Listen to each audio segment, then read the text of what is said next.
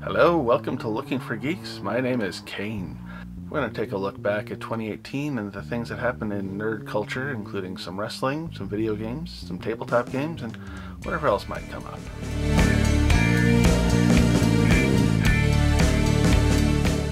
First, let's talk about wrestling. So this year was a weird one for WWE. It seemed to start off really well and kind of went up and down, and then this last half of the year, honestly, I stopped watching. It's been just strange. New Japan, on the other hand, Kenny Omega won the IWGP title, and things over there have been incredibly interesting ever since. At this point, WWE is so unwatchable for me that I canceled the network. I do still have a New Japan World subscription, however, because it's worth watching. We also saw the Elite leave Bullet Club and go out on their own, and it looks like they might even be doing their own league coming up here. Possibly next week we'll be hearing more about that, according to the countdown on Matt Jackson's Twitter. In WWE, we also saw several large stars either leaving the company or unable to compete. This unfortunately included Roman Reigns, who had previously been fighting leukemia and unfortunately did return, and he had to give up the Universal title, which now is on Brock Lesnar again, and we haven't seen it in months. Over in Ring of Honor, the loss of the Elite is also starting to be felt. The last member of the Elite that's still active in Ring of Honor is Marty Scurll, and he just got a new group together with a couple of other newcomers. Brody King, known widely for his work in Defy here in Seattle, and PCO, who was formerly known as Carl Ouellet back in WWE, way back in the 90s. The group hasn't had long enough to be really active yet or make a really big impact, but I think with Scurll behind them, they're going to go places. Coming up in about 2 weeks, we have Wrestle Kingdom over in New Japan. It's the end of the old stories, the start of the new. So it'll be really interesting to see what happens with the Elite, whether or not they're going to be staying there. Most of them are not under contract with New Japan. They've just been appearing on a per appearance basis. So with the possibility of all Elite Wrestling being a thing, next year is going to be very interesting and the landscape could really change. Looking at video games in the last year, Nosi and I went to PAX, and I decided that I had to have a Switch of my own. We had one already, but we both play that more than any of our other consoles combined. There's just so many good games coming out and so much great content that we really couldn't limit ourselves to one Switch for our household. Sorry! My fault!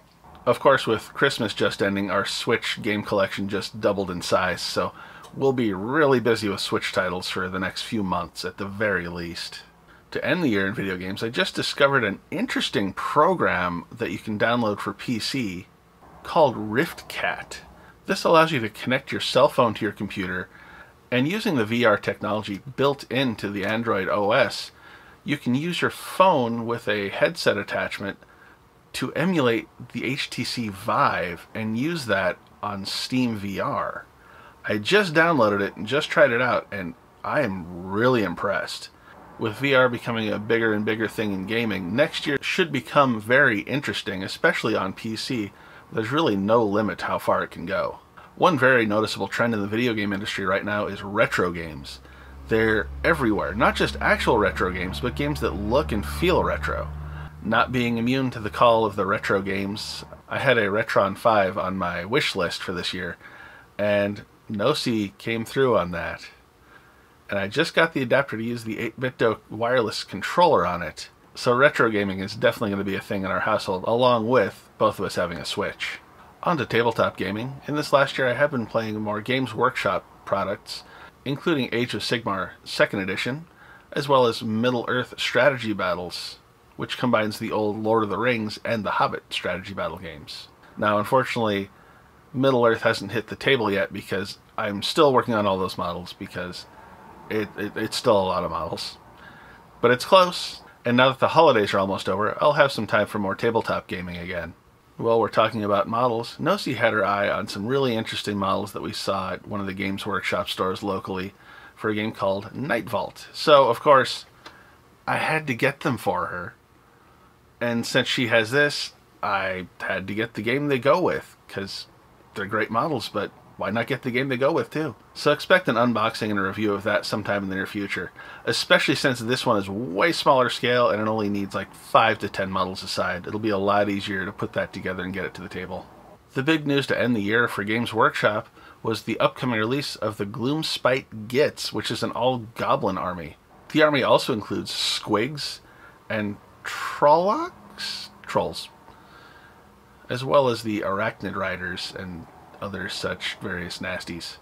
So that should be an interesting new take on goblins in the Age of Sigmar setting. Unfortunately, Middle-earth hasn't had a whole lot of announcements lately, but they did announce that White Dwarf is going to be adding more content starting with January, so I'm hopeful that we'll see some new content for all of the games more regularly in the future.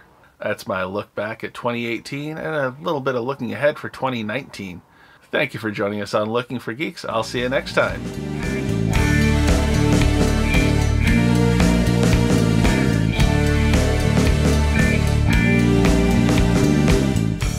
So retro gaming is going to be happening in our household along with all the Switch playing. That sounded dirty.